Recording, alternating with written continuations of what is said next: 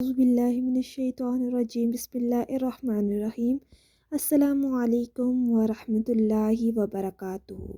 آج میں آپ کے ساتھ رومی رحمۃ اللہ علیہ کی حکایت بیان کروں گی، اژدہا، جس کا نام ہے ایک سپیرا دن رات نتنے اور زہریلے سانپوں کی تلاش میں جنگل بیاباں کوہسرا میں مارا مارا پھرتا رہتا تھا۔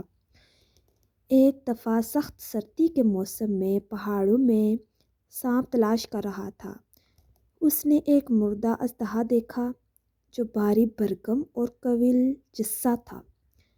اسے خیال آیا، اگر میں مردہ اژدہے کو کسی طریقے سے شہر لے جاؤں تو دیکھنے والوں کا ہجوم اکٹھا ہو جائے گا۔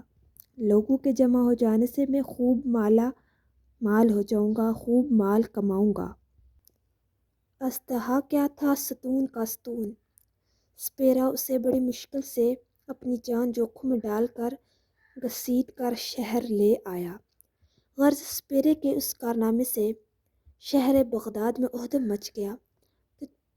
تو چل میں چل جس کے کانوں میں یہ خبر پہنچی کہ سپیرا ایک نادر قسم کا اژدہا پکڑ لایا ہے، وہی سب کام چھوڑ کر اسے دیکھنے چل پڑا۔ سینکڑوں لوگ جمع ہو گئے۔ بے پناہ سردی اور برف کی وجہ سے اژدہے کا جسم سن ہو چکا تھا۔ برف سے ٹھٹھرنے کے باعث وہ مردہ دکھائی دے رہا تھا۔ ہجوم کی گرمی اور سورج کی روشنی سے اچانک اژدہے کے جسم میں تھرتھری پیدا ہوئی۔ اس نے اپنا منہ کھول دیا۔ اژدہے کا منہ کھولنا تھا کہ قیامت برپا ہوگی۔ بدحواسی اور خوف سے جس کا جدھر منہ اٹھا اسی طرف کو بھاگا۔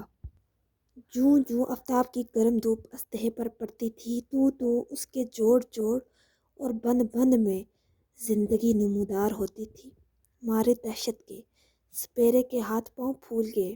اس نے جی میں کہا، غضب ہو گیا، یہ پہاڑ سے میں کس آفت کو اٹھا لایا، اپنے ہاتھوں اپنی موت بلا لی۔ ابھی وہ بھاگنے بھی نہ پایا تھا کہ اژدہے نے اپنا غار سا منہ کھول کر اس کو نگل لیا۔ پھر وہ رینگتا ہوا آگے بڑھا اور ایک بلند عمارت کے ستون سے اپنے آپ کو لپیٹ کر ایسا بل کھایا کہ سپیرے کی ہڈیاں بھی سرما ہو گئی۔ اس حکایت سے ہمیں یہ درس ملتا ہے کہ اے عزیزو، ہمارا نفس بھی اژدہے کی مانند ہے۔ اسے مردہ مت سمجھے۔ ذرائع اور وسائل نہ ہونے کے باعث ٹھٹرا ہوا نظر آتا ہے۔ اللہ تعالیٰ کی عبادت سے غفلت اور دنیا داری کی حرارت سے وہ حرکت میں آ جاتا ہے۔ اللہ تعالیٰ سے یہ دعا ہے کہ اللہ تعالیٰ ہمیں اپنے نفس پر قابو پانے کی ہمت عطا کرے۔ آمین ثم آمین۔ اگر آپ کو ہماری ویڈیو اچھی لگے تو لائک اور شیئر کر دیں۔ ملتے ہیں اپنی نیکسٹ ویڈیو میں۔ دعاؤں میں یاد رکھیے گا۔ تب تک کے لیے اللہ حافظ۔